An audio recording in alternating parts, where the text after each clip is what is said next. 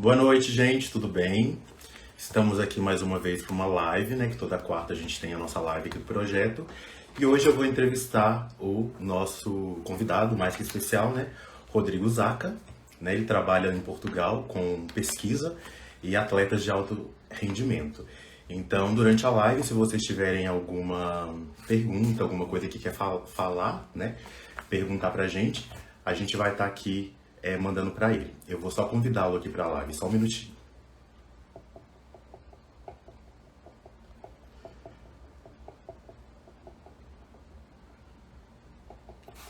Para ele e agora é só aguardar ele aceitar o convite. E é isso. Tem uma galera entrando aí. Oi, Ramon.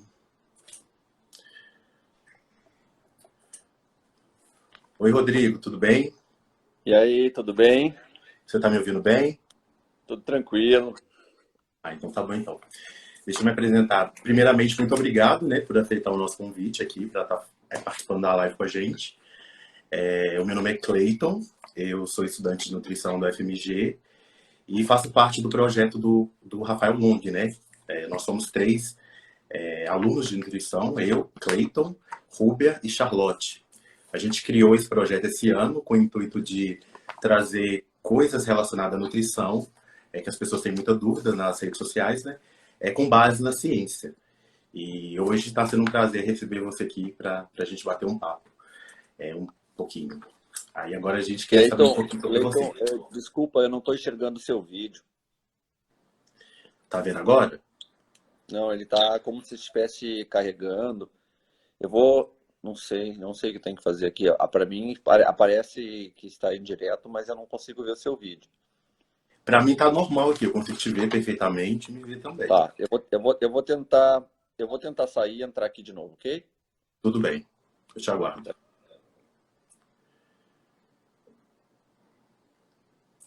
Só um minutinho, tá, gente? Eu vou mandar um convite para ele aqui de novo, porque ele tava com um probleminha lá. Só um momento.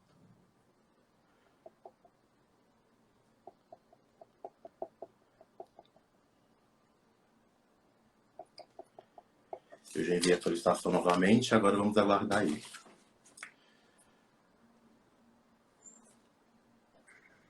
Agora sim. Melhorou? Agora ficou bom. Você conseguiu me ouvir o que eu te falei no Sim, início? sim, eu vi perfeitamente, eu vi perfeitamente. Ah, então tá, então. Então eu gostaria que você se apresentasse pra gente aqui agora, pra gente saber um pouquinho mais de você e tal, por favor. Então, eu gostaria primeiramente de agradecer o Rafael Long. Nós nos cruzamos na época da especialização na URGS, né, em Fisiologia do Exercício. É um grande amigo que eu tenho. Legal. Rafael, se está assistindo, obrigado pelo convite. Né? É um prazer estar aí com vocês. Cleiton, muito prazer em lhe conhecer, em conhecer o Realmente. pessoal que está assistindo. E espero que esse breve momento aí com você seja útil, seja proveitoso para que vocês possam levar adiante algumas, uh, alguns caminhos das pedras que eu já percorri, né? Então, Sim, que de certa forma possa ajudar vocês. com certeza vai ser de grande ajuda. Então, a pergunta é que eu me apresente um pouquinho, né? Então, Isso.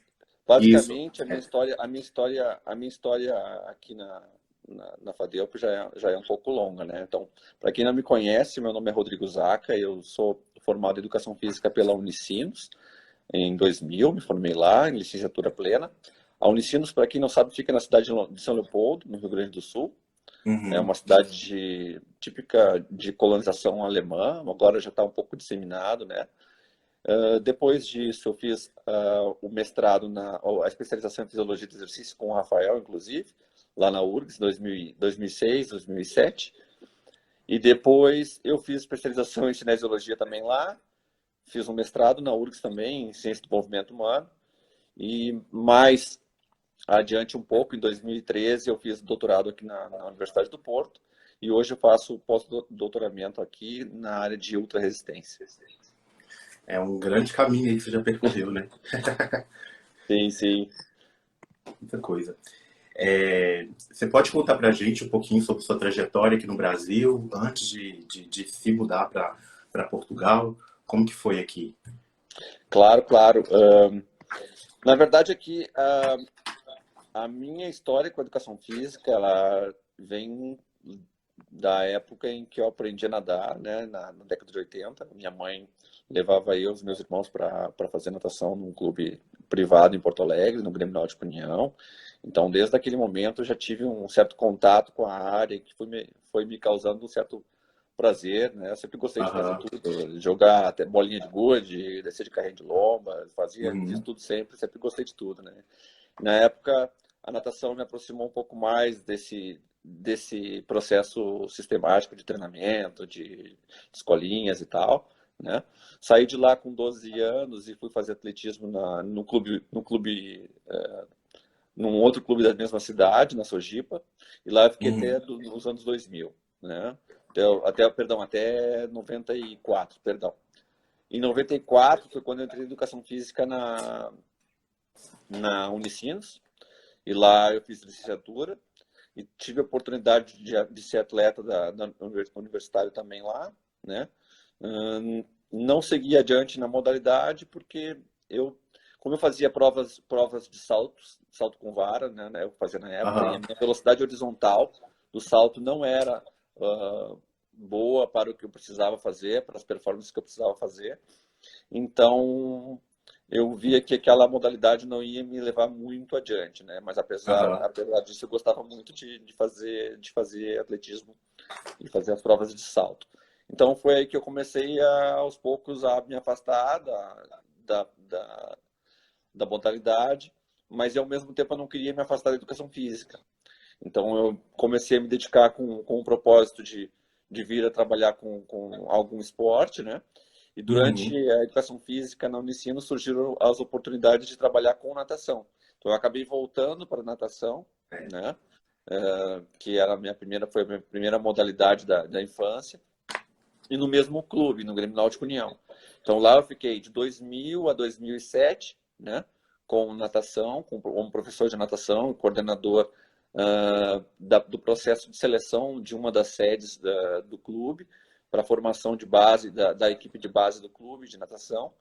E 2007, em 2007, mais ou menos por ali, 2007, quando eu estava terminando a segunda especialização na URGS, e eu tinha o intuito de fazer um mestrado, o que aconteceu? Eu tinha, de certa forma, que manter uma regularidade no grupo de pesquisa, naquelas reuniões Uhum. científicas, naqueles seminários. E não existia um outro horário que não as sextas-feiras de manhã. Então, nesse período, eu tentei um acordo com o clube na época para que eu pudesse ter as sextas-feiras livres e pudesse ir para o grupo de pesquisa para tentar uma vaga no mestrado lá na frente, né? Ah, muito E aí legal. o que Conciliar aconteceu? tudo, né? Só que não houve esse acordo com o clube na época e eu acabei optando por me afastar do clube e Aham. seguir na área do mestrado. Por que que por que que eu optei por sair do clube naquela época e ir para o mestrado? Só um pouquinho. Pelo seguinte,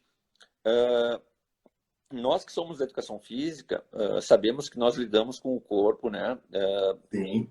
o tempo inteiro. Se nós ficarmos doentes, se nós tivermos algum trauma, alguma lesão, isso nos impossibilita muitas vezes de exercer nossa profissão. Uhum. Então eu percebi naquela época que era importante que eu desse um segmento para minha profissão, de modo que eu não ficasse extremamente dependente do meu corpo. Foi aí Uhum.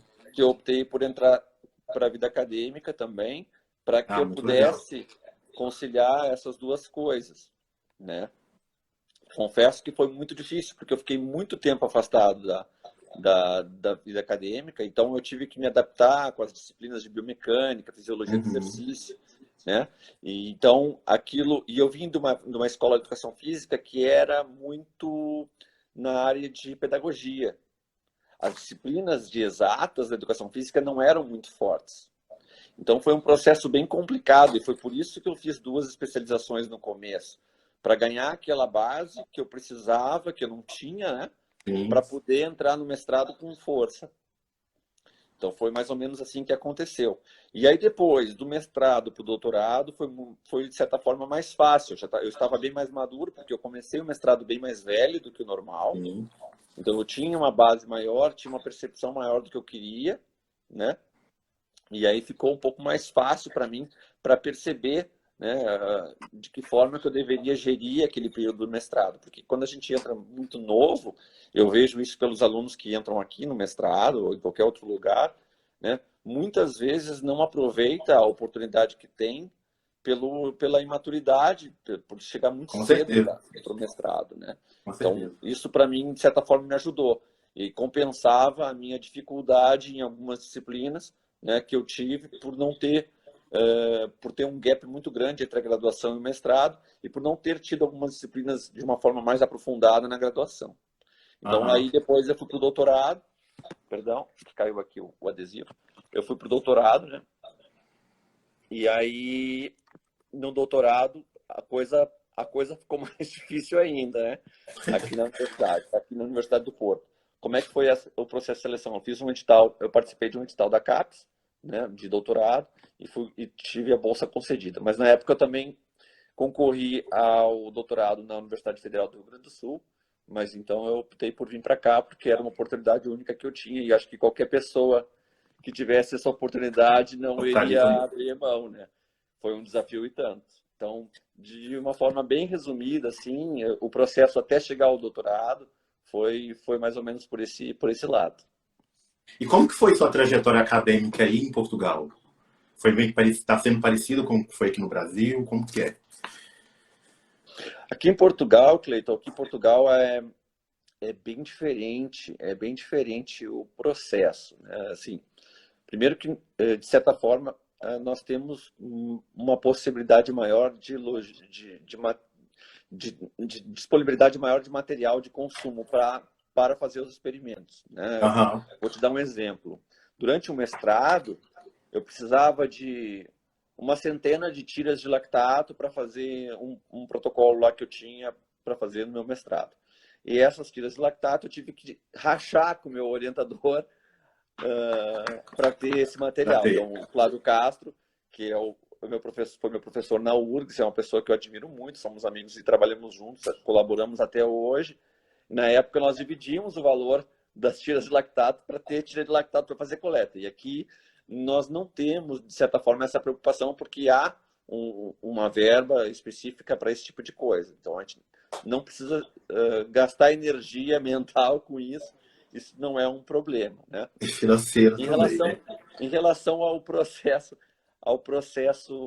acadêmico aqui, o processo acadêmico, de certa forma, é muito parecido, né? É Aham. muito parecido, é, mas os orientadores, apesar de serem pessoas profissionais, assim, o professor Ricardo Fernandes, que foi meu orientador, supervisor, o professor João Paulo Vilas Boas, que é o líder do grupo de biomecânica e cabeça do laboratório de biomecânica do Porto, eles sempre me deram todo o suporte.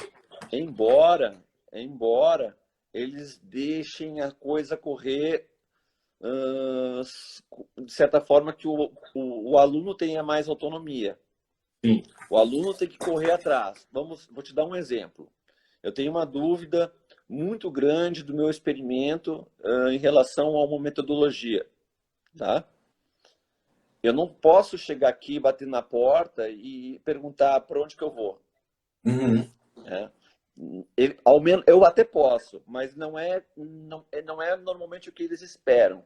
O que eu percebo aqui que eles esperam que nós façamos uma busca na literatura pesada para depois chegar para eles e dizer, olha, eu tenho dois caminhos aqui. Este caminho aqui é melhor por isso e este caminho aqui é melhor por aquilo.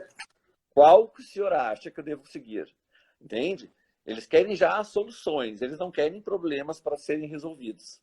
Isso faz com que nós temos um processo de aprendizado bem mais intenso, porque tu te obriga a correr atrás das coisas. As coisas não vêm de mão beijada, como muitas vezes acontece nos mestrados que eu observei e que eu observo ainda no Brasil, tá?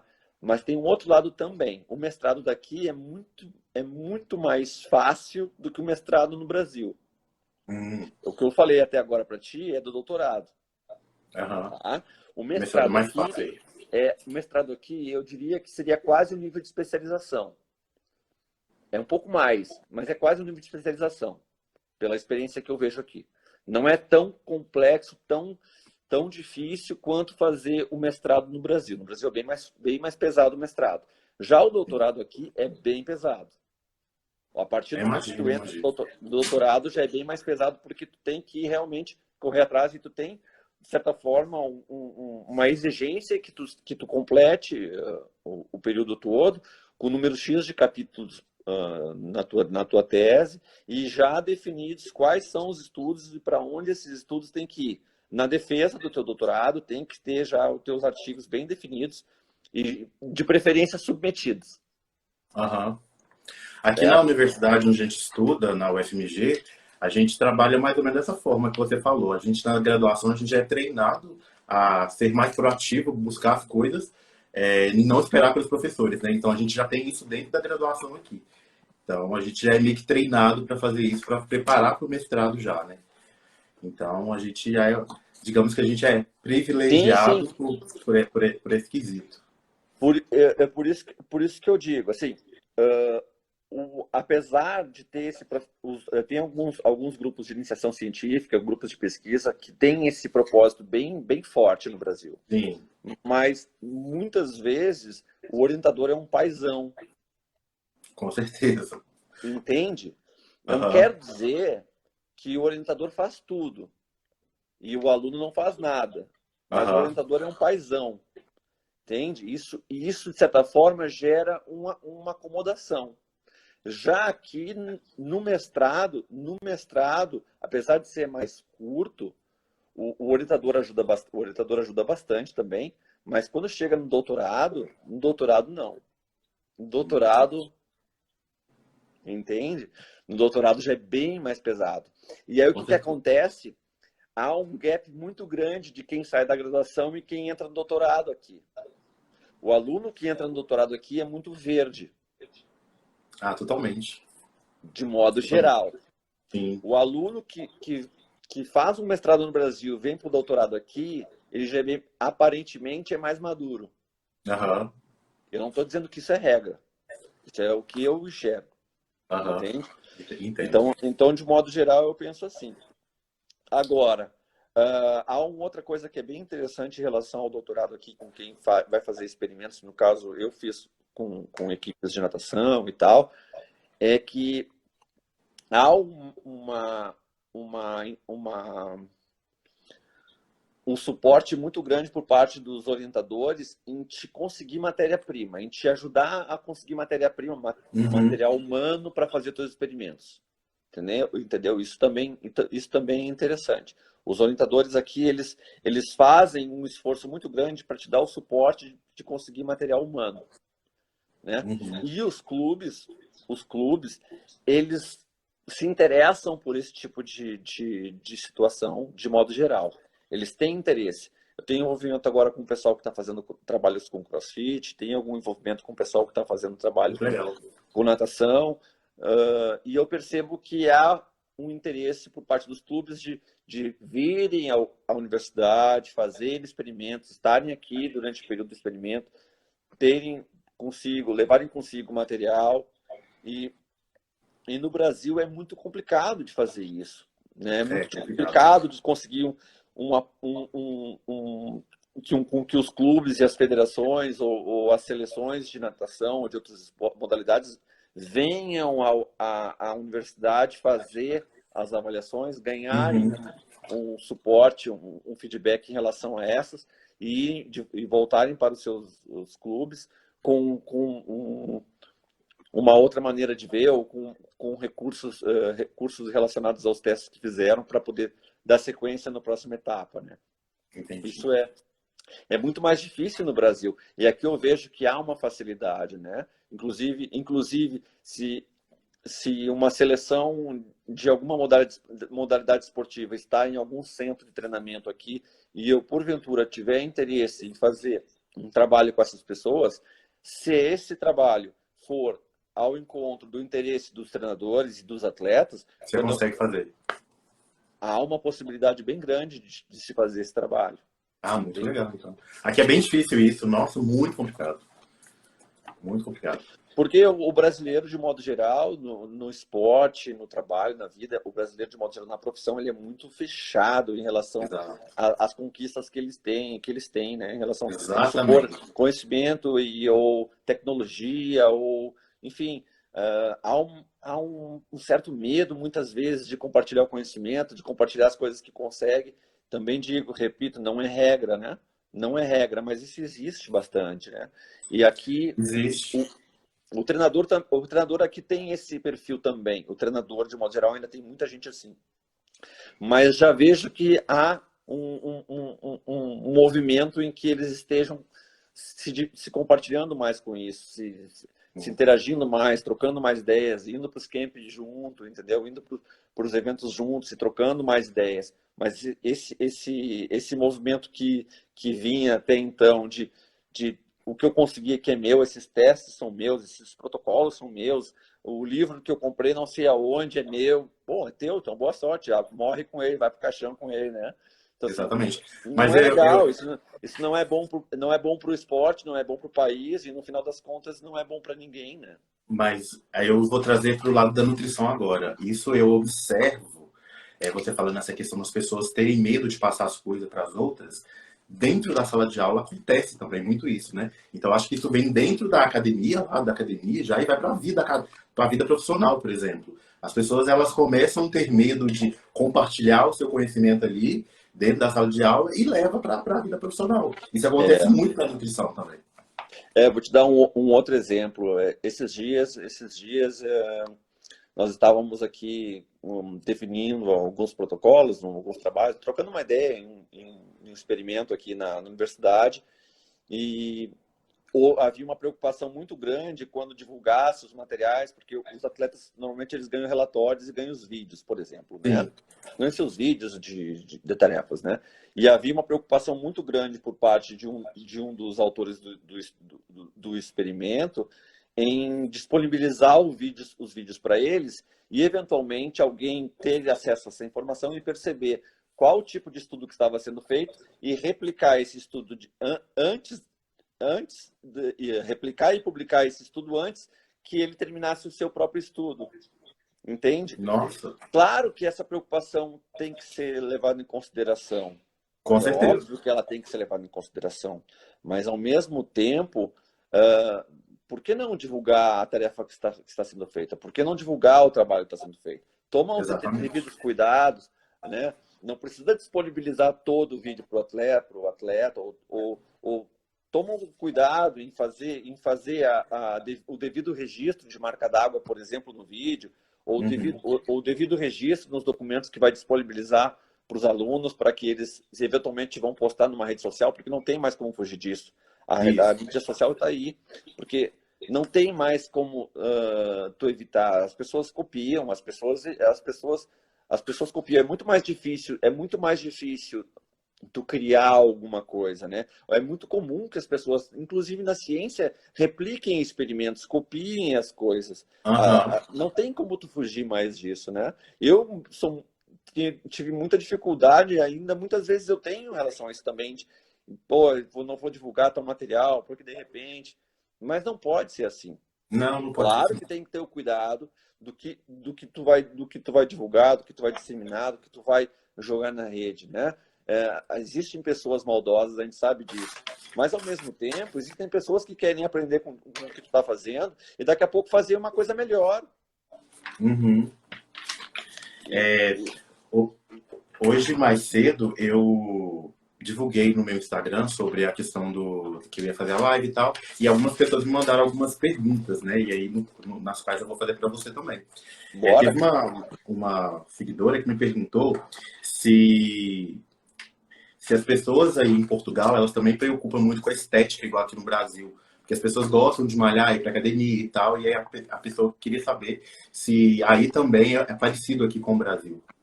Essa é uma pergunta muito legal, muito bacana, porque quando eu cheguei aqui, me chamou muita atenção. Eu cheguei aqui em 2013, Cleiton, Aham. 2013. Eu juro, eu não tinha encontrado nenhuma loja de suplemento num raio de vários quilômetros.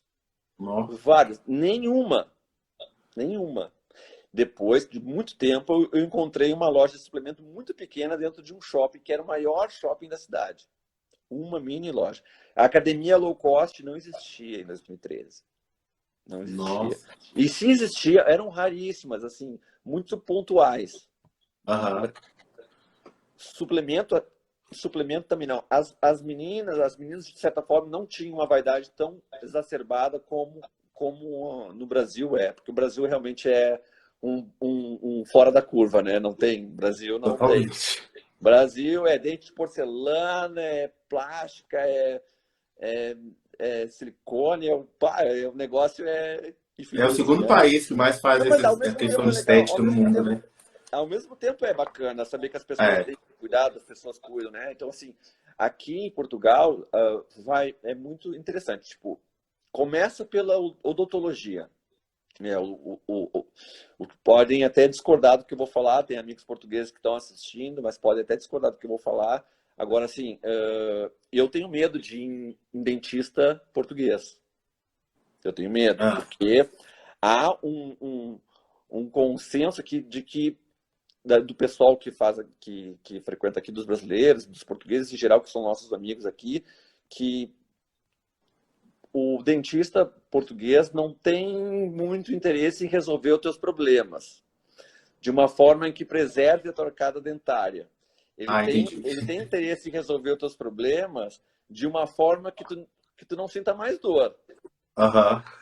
Ou seja, é muito comum extrair os dentes, É arrancar ele, né? arrancar os dentes, o que é assustador. Total. Tem pessoas muito novas que extraem os dentes aqui por uma coisa muito banal. Então, assim, olha, É, eu aqui, demorei. Eu ia pro Brasil, eu ia no dentista, entendeu? E aham. voltava, segurava as pontas o máximo na higiene e voltava pro Brasil e no dentista. Agora eu tenho um dentista brasileiro, que é da minha cidade, que eu tenho confiança e que eu vou lá. Entende? Sempre. Aham. Entendeu?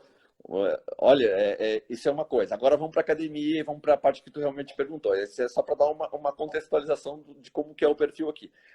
As meninas até então não eram tão vaidosas. Hoje já percebe-se mais. Há muitas academias low cost, há muitas lojas de suplementos. Tem uma rede muito forte aqui de suplementos chamada Prozis, né, que é um suplemento nacional de uma qualidade interessante. Eu digo que é uma qualidade boa até. Não estou fazendo propaganda, não ganho nada deles, mas realmente é a única que tem. Então eles não têm Aham. concorrente. Não tem concorrente no mercado. Quem quiser abrir uma loja de suplemento aqui, montar uma indústria de suplementos, já estou dizendo aqui, só tem uma. Só tem uma. Meu E as Deus. academias low cost estão crescendo muito. Há algumas academias estúdio, assim, academias tipo boutique, sabe? Há algumas assim, mas a maioria delas são academias low cost. Então, assim, até 2015, 2016, não tinha quase nada de interesse nesse sentido Não. de estética. E agora está numa exponencial muito, muito forte. Uma curiosidade, a gente fez uma live semana passada com um outro profissional, né, da área só que de nutrição, da Espanha, e lá ela falou que não tinha um trabalho multidisciplinar, né, questão de hospitais e tal, com outros profissionais de outras áreas.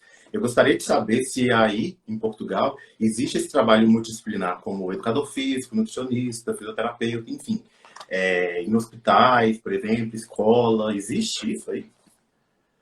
Existe, existe. Eu não sei, eu não posso te afirmar exatamente onde nem como, mas eu percebo que há, por exemplo, profissionais da educação física aqui do CIAFEL, né, que é uma das unidades de investigação da universidade. Tem profissionais que trabalham com saúde e que tem vínculo com o hospital, porque o Hospital São João do Porto, o Hospital São João aqui no Porto, que é o principal hospital da cidade e talvez um dos mais importantes do país, né? Ele tem muitas pessoas profissionais de educação física e fisioterapia também, que são aqui da unidade de investigação da área da saúde, não é a minha, perdão, da saúde. A minha é a do desporto, investigação de desporto e desempenho aqui. Uhum. Mas esse pessoal está vinculado ao hospital. Claro que também tem pessoas, provavelmente da minha área, que estejam, da nossa unidade de investigação, que estejam ali, mas há isso sim, eu não tenho dúvida de que há esse interesse em vincular a educação física nessas áreas.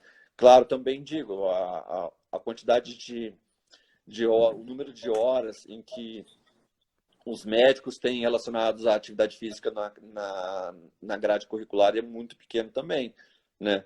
Mas há o pessoal que faz esse intercâmbio, essa multidisciplinaridade aí com educação física, fisioterapia, medicina e tal, em algumas instituições. Eu não tenho dúvida disso. Eu não sei em que volume, mas eu sei que existe. Agora eu tenho uma pergunta muito interessante que veio inclusive daí de Portugal, né?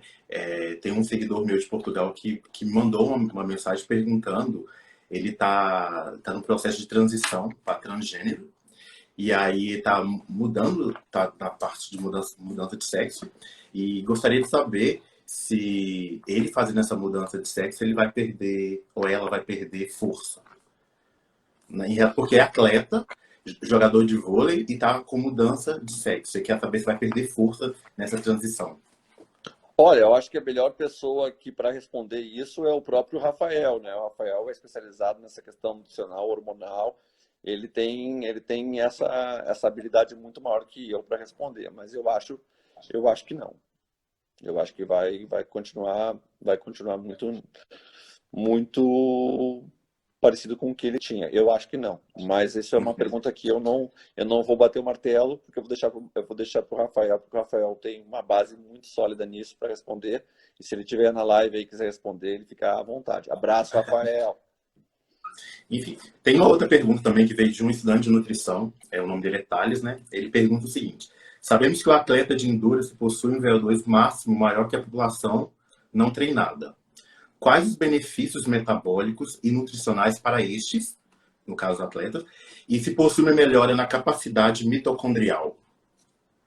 Sim, um VO2 máximo maior, isso reflete uma maior densidade mitocondrial, entendeu? Uhum. Ou seja, tem um maquinário aeróbio muito forte. E qual é a vantagem que ele tem em relação a um indivíduo normal, ativo, mas que não atleta? Um VO2 máximo, uma capacidade, uma potência aeróbica alta, isso está muito relacionado com a autonomia que tu vai ter ao longo da tua vida, com a tua longevidade, né? Uhum. Tu tendo uma potência aeróbica alta, né? Isso te dá uma margem lá na frente para te ter mais qualidade de vida numa mesma faixa etária, entende? Sim, sim. Isso é importante. Então, ou seja, à medida que tu vai perdendo a tua capacidade, a tua potência aeróbica, o teu VO2 máximo, tu vai perdendo autonomia em todos os sentidos. Tu vai Uhum. perdendo autonomia. Isso estou falando lá na frente, quando 60, 50, 60, 70 anos, ou então pessoas que têm algumas patologias cujo VO2 acaba sendo muito baixo. Entende? Então, assim, tu perde muita autonomia em relação a isso. Isso é uma coisa que chama muita atenção. Então, ter uma boa potência aeróbia é bom para a vida, é bom para a longevidade também, e não só para o teu desempenho. Seria a próxima pergunta. Eu queria perguntar se existe algum tipo de treinamento para ter esse benefício para uma pessoa não treinada. Então, no caso, é aumentar o treino aeróbio. Nós temos algumas rotas metabólicas que são importantes, né? Nós temos a parte alática, né? Que é a parte anaeróbia lática. Depois temos a parte anaeróbia lática.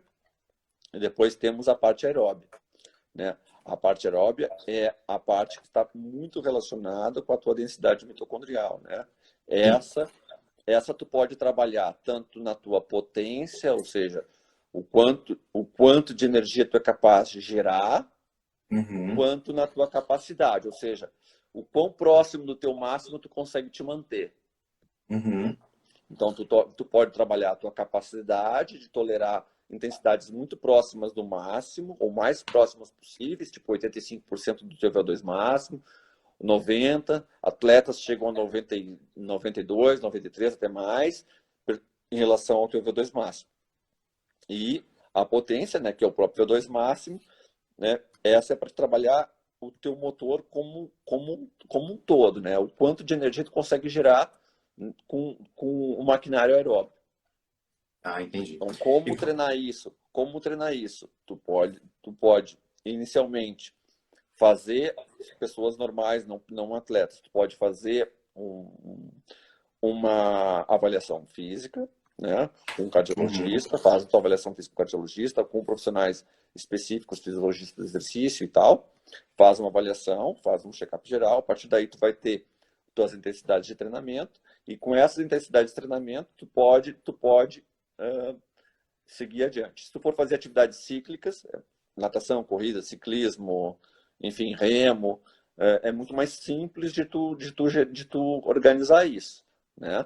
Agora, se for fazer atividades acíclicas, judô, luta, qualquer outra luta, futebol, né? Então tu já vai ter outras valências que vão estar interagindo ao mesmo tempo. Então, normalmente o que tu pode fazer é as tarefas de forma combinada, né? Musculação, cardio, pode fazer as tarefas de uma forma separada mesmo, tipo sessões específicas de cardio, sessões específicas de trabalho de força também, certo?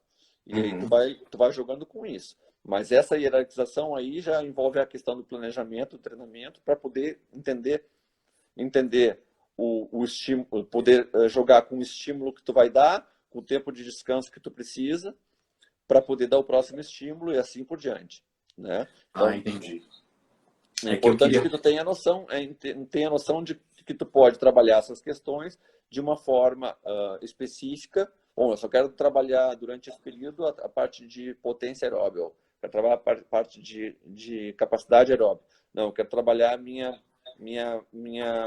potência anaeróbia lática, eu quero trabalhar minha potência anaeróbia alática, ou a capacidade aeróbia alática, assim por diante. Então, potência e capacidade são aspectos importantes de cada uma das zonas de treino, de cada uma das zonas dos sistemas de energia, perdão, certo? Então, tu tem potência, que é o maquinário de forma como um todo, e a capacidade, o quanto tu consegue tolerar próximo ou naquilo por mais tempo. Entendi. E como que a análise desse VO2 máximo ele pode auxiliar na prescrição dietética do nutricionista, por exemplo? Como? Como que a análise do VO2 máximo ele pode auxiliar na prescrição dietética do nutricionista? Como é que eu vou te responder? É uma pergunta bem vaga, assim. Olha, vamos supor que tu quer calcular o teu gasto calórico, né? Então, nós sabemos que com cada litro de oxigênio por minuto, que eu gasto, né, eu tô gastando 5 calorias em média, tá? Então, a partir daí, eles usam normalmente isso para estimar o teu gasto calórico. Tu faz um protocolo específico, faz uma tarefa específica, tu pode estimar o teu gasto calórico por aquela via, e depois também tu pode estimar o teu gasto calórico pelas vias anaeróbias baseado no teu déficit de O2, tá? No teu déficit de O2, que é a parte que não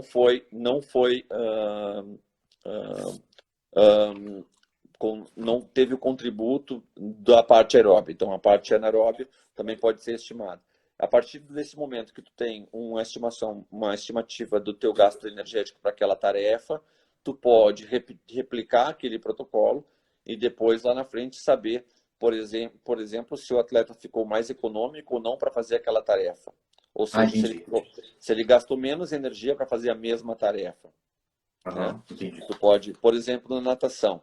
Na natação, se eu fizer um teste incremental, eu tenho lá no final da tarefa o consumo de oxigênio, tenho no final da tarefa as concentrações de lactato, e baseado nessas duas informações eu posso prescrever a contribuição aeróbia e a contribuição anaeróbia e o quanto de energia que ele gastou para fazer aquela tarefa.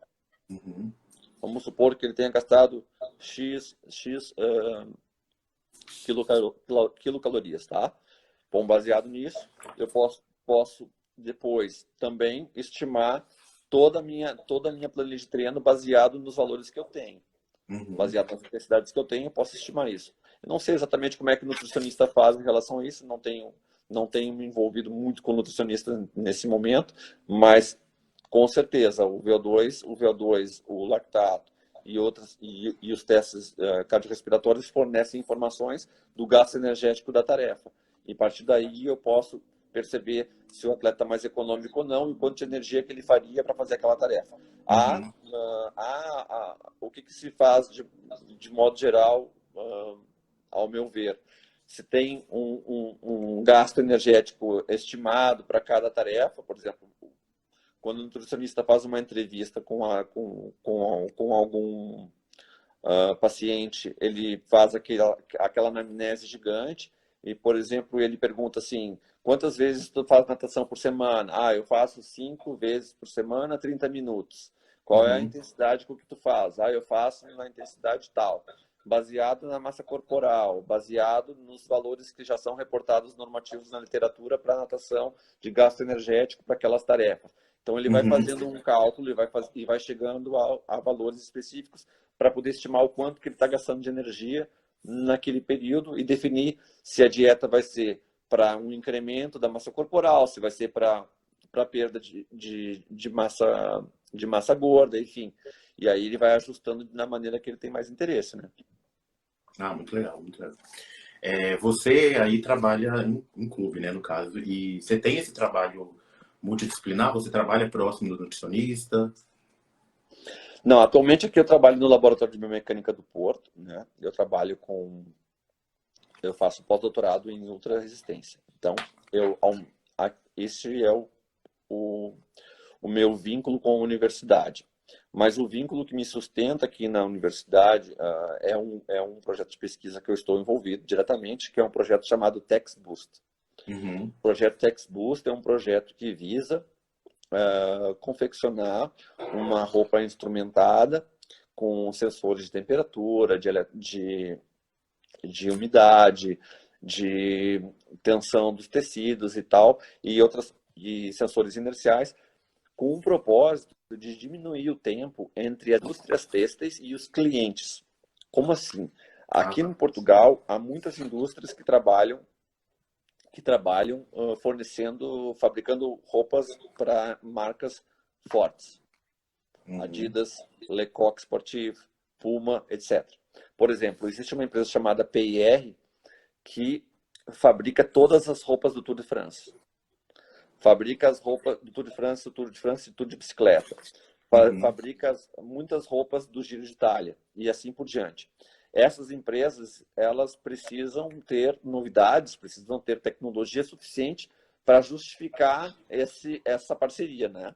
Então, um dos projetos que eles estão patrocinando nesse momento, desenvolvendo nesse momento, é um projeto chamado TextBoost, que visa construir uma roupa onde alguns funcionários da empresa vão até o cliente bota a roupa e vai pedalar.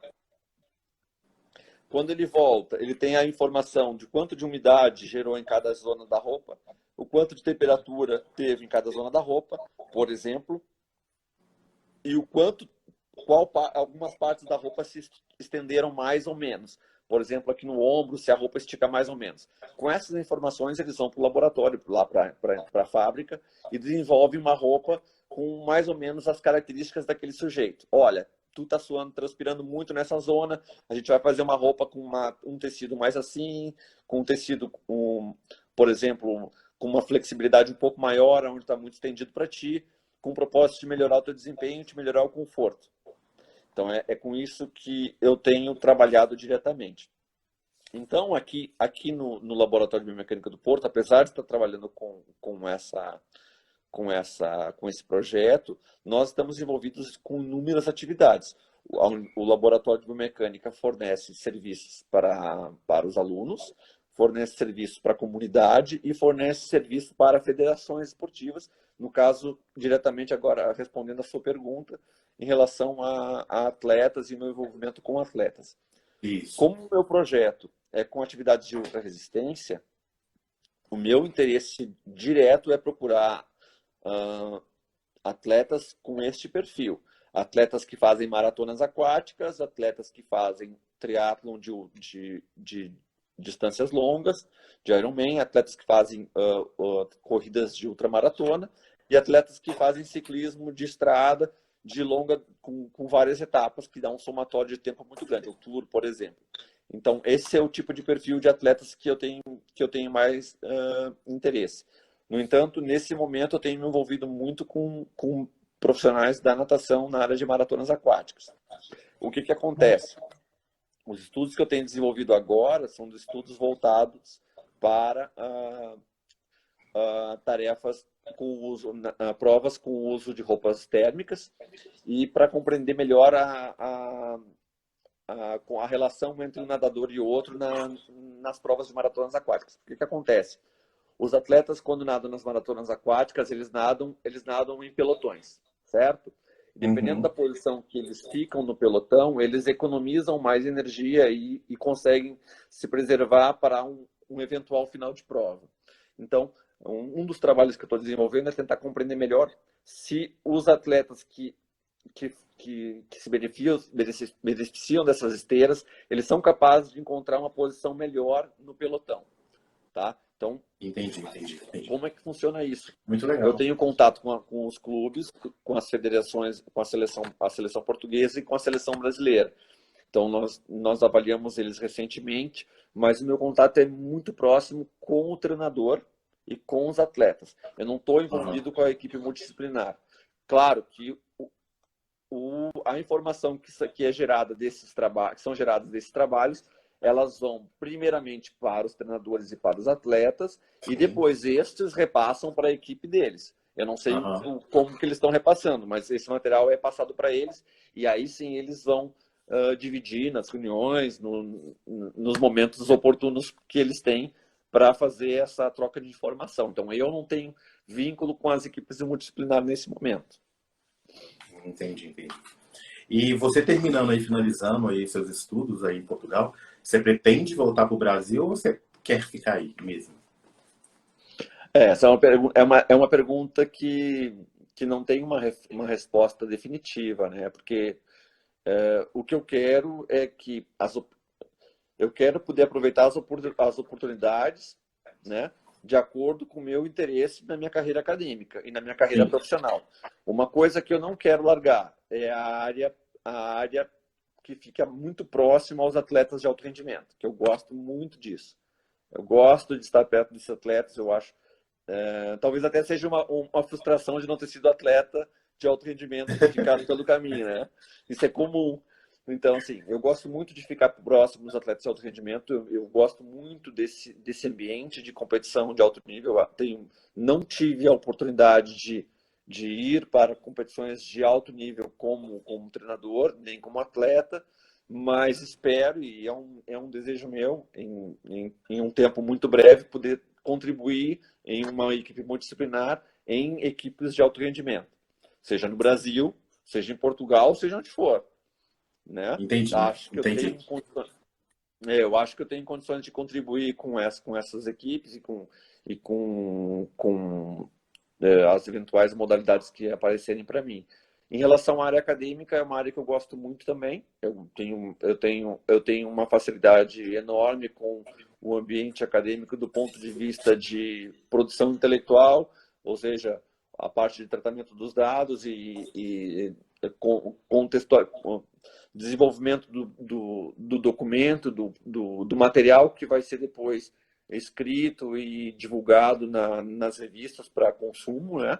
Eu acho esse processo muito legal, eu gosto desse processo de ler para conseguir definir um problema de pesquisa e depois, com aquelas informações que foram captadas, escrever alguma coisa, desenvolver um trabalho que possa depois ir para uma revista e essa revista fique lá eternamente para que as pessoas consumam para o bem ou para o mal, mas que consumam e que fique lá bastante tempo, né? Então, assim, esse processo me atrai, a parte acadêmica me atrai e eu não tenho interesse de abandonar. Se eu puder, enquanto eu puder conciliar as duas áreas, eu vou selecionando o caminho nesse sentido. É mais ou menos assim. Eu não tenho interesse de ficar só na área acadêmica e também não tenho interesse de ficar só na área do esporte de alto rendimento. Eu acho, enquanto eu conseguir conciliar as duas coisas As duas.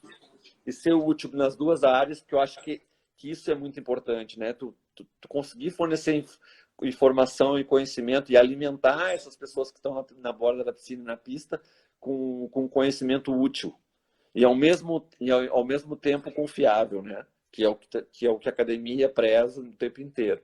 Isso para mim é muito legal. Então, se for aqui em Portugal, se for no Brasil, se for onde for, por enquanto a oportunidade está surgindo aqui. Enquanto ela estiver aqui, eu vou ficar por aqui.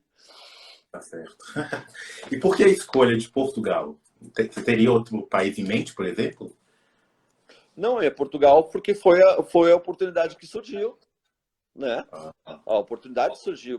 Então, eu estou em Portugal porque os caminhos me levaram até aqui, me trouxeram até aqui. Então, as oportunidades foram surgindo e aí eu fui escolhendo. Então, assim, o que eu posso passar disso para vocês que estão começando na carreira ou começando na profissão é que, né, tenham em mente o que vocês querem lá na frente, porque muitas oportunidades vão aparecer no meio do caminho. Muitas coisas vão aparecer. Enquanto elas estão aparecendo, tem que conseguir saber qual dessas é mais importante. Vamos supor, está aqui agora, nesse momento aí, aí surge uma oportunidade para ir para uma bela academia, para fazer um mestrado no norte do país, para sair para fora do país, para lavar louça e trabalhar de Uber, por exemplo. É uma oportunidade. Ó, tem um amigo teu que está Sim. morando na França e te convidou para te trabalhar lá de Uber e, bom, tu tem as oportunidades, tu vai fazer delas o que tu quiser. Então, qual delas vai te dar mais chance de chegar onde tu quer? Né? Exatamente, exatamente. É mais ou menos assim como eu penso, entendeu? Isso não quer dizer que eu estou fazendo tudo certo. Mas eu estou tentando filtrar de modo que as coisas fluam do jeito que pode ser útil para mim lá na frente, entendeu? Peraí, o professor tá pedindo para dar um oi ao vivo. Eu tô tentando Ai, ai, ai. aceitar aqui, ó. Porque não chegou solicitação para mim, entendeu? Ele falou que já mandou, mas não chegou nada. Eu vi ali que ele pediu. Esses vascaínos aí só atrapalham. Porque para mim não chegou nada ainda.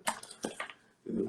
Entra aí, Inclusive Rafael. a pessoa, ele não chegou para você, porque para mim não chegou não.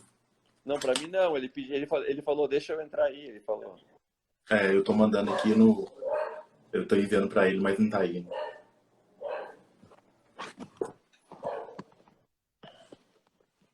É, não consigo mandar para ele. Deixa eu ver se tem mais uma pergunta aqui, se alguém já mandou. Ó, ele disse que está tentando aqui.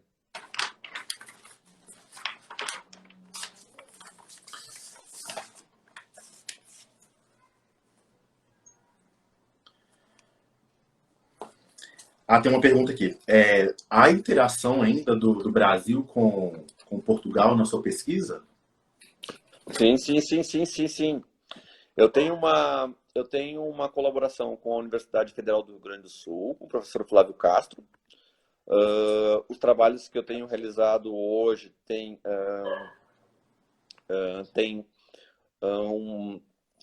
sido dividido o conhecimento compartilhado o conhecimento com o professor Flávio Castro e o grupo de pesquisa em esportes aquáticos da Universidade Federal do Rio Grande do Sul, e também com o professor Fábio Nakamura, na Universidade da Paraíba, se eu não me engano. O professor Fábio Nakamura está no Nordeste. Recentemente ele veio para Portugal, mas ele deve ter vínculo lá ainda, eu acredito que sim. Mas nós temos trabalhado com esses dois profissionais no Brasil. Fora isso, eu tenho uma troca de experiências muito grande com o Fernando Pocente, que é o técnico da Ana Marcela Cunha, talvez o Cleiton conheça. Ana Marcela Cunha, para quem não conhece, ela é só 6 vezes melhor do mundo na prova de águas abertas, nas maratonas aquáticas, nada mais que isso. Então, assim, temos uma amizade que começou não faz muito tempo, mas que tá bem bacana. Nós temos trocado muito conhecimento. Eu tenho tentado ser útil para ele no caminho dele para Tóquio com a Ana Marcela e com a Alain, né? E ele tem me auxiliado muito no sentido de tentar trazer problemas úteis para serem solucionados aqui na academia, né? Tipo, coisas que ele pode aplicar lá no treino dele, inclusive com a Ana e com o Alain. Esse Aham. problema que eu levantei das maratonas aquáticas, da esteira e da posição no pelotão, é um problema que nós tentamos organizar juntos, e mais alguns colegas. Tenho também uma colaboração com o professor Bruno Mezencio, que está na Universidade de São Paulo, que trabalha no laboratório de biomecânica lá. É um amigo que eu tenho, um colega que eu admiro bastante também. E tenho também aí um cara aí que a gente troca uma parceria que está aí embaixo, que escreveu aí, o professor Rafael, não sei se você conhece. O Rafael, Conheço. nós conhecemos na melhor turma de fisiologia de exercício da Universidade Federal do Rio Grande do Sul. Aquela turma só tinha maluco, né, Rafael? O professor, ele começou a ser nosso professor esse ano na faculdade, né? Ele veio diretamente para ser professor da nutrição esportiva, até porque a gente não tinha um professor com esse carro lá. Então, para a gente da nutrição está sendo de grande aprendizado também, tudo. E trazer mais esportiva para a nutrição, não, é algo assim que eu sempre quis desde o primeiro período, né? Hoje eu estou no oitavo, mas devo pegar um pouquinho dele ainda, tá dando para pegar um pouco ainda. Não, o Rafael, agora falando sério, sem brincadeira, e não é porque ele é desse grupo, eu admiro muito a maneira como ele vê a bioquímica, a nutrição, ele tenta passar a informação numa linguagem muito simples, Sim, mas é um assunto muito complexo, para mim ainda é um assunto muito complexo muitas vezes, e ele tenta tornar a bioquímica e as rotas metabólicas e aquela coisa toda de uma forma muito, muito, muito de fácil compreensão. Então eu admiro bastante ele. Quando esse assunto vem à tona e nós abordamos a questão da nutrição, gosto de ouvir ele, não tenho ouvido tanto quanto eu gostaria, né? Acho que trabalhos juntos, se tiverem oportunidade, vão ser muito bem-vindos também. Um abraço, Rafael. e ter essa parceria com é, um educador físico e o nutricionista é incrível, né? Até porque vocês, como educador físico, estão mais próximos dos atletas do que a gente, que é o nutricionista, né? Por exemplo, a gente vê o paciente no consultório, por exemplo, uma vez por mês, enquanto vocês ali, como personagens, por exemplo, tá ali quase todos os dias do lado do indivíduo, né? Então, assim, ter uma parceria de educador físico e nutricionista hoje no mercado é muito bacana. Ah, não, sem dúvida. Olha, uma coisa é certa, Cleiton. Hoje, no esporte de alto rendimento e no esporte visando algo a mais do que a média, exige que se trabalhe acima da média. Não Com dá certeza. mais, não dá mais para trabalhar com valores normativos, né, de modo geral, não dá mais para fazer copy-paste. Assim, muita informação está no Instagram, muita informação está disponível no YouTube, no Google e tal. A Sim. informação, uma coisa é certa, eu admiro muito um treinador aqui de Portugal, que é o Mourinho, deve conhecer, né? O Mourinho uma vez deu uma entrevista, depois eu até mando o link se quiser do vídeo dele, Uhum. que ele falou assim, ó, o conhecimento está para todo mundo. O conhecimento hoje está disponível para todo mundo. Se hoje tu quiser preparar uma sessão de treino para atletas de futebol, visando isso ou aquilo, visando funções defensivas, funções de ataque, não importa. Tu vai ali, clica aqui, como ele diz, clica aqui, clica ali, tu E tem, chega muita gente. tu não vai fazer uma coisa de outro mundo, mas tu vai fazer. Agora, a outra coisa, sim, é tu conseguir produzir o teu próprio conhecimento, é tu Com conseguir certeza. ter a informação que tu tem, ter a informação que está disponível para todo mundo e a partir dela tu dizer assim, não, Mas para aí, isso daqui a gente pode resolver dessa maneira para poder buscar isso e aquilo outro. Entende? Tipo, a pessoa tem que Rodrigo, buscar o algo mais. o Tem que Instagram buscar, o tem que Instagram me buscar. avisou aqui agora que tem poucos minutos agora, então a gente vai ter que me finalizar. Eu queria agradecer você pelo convite.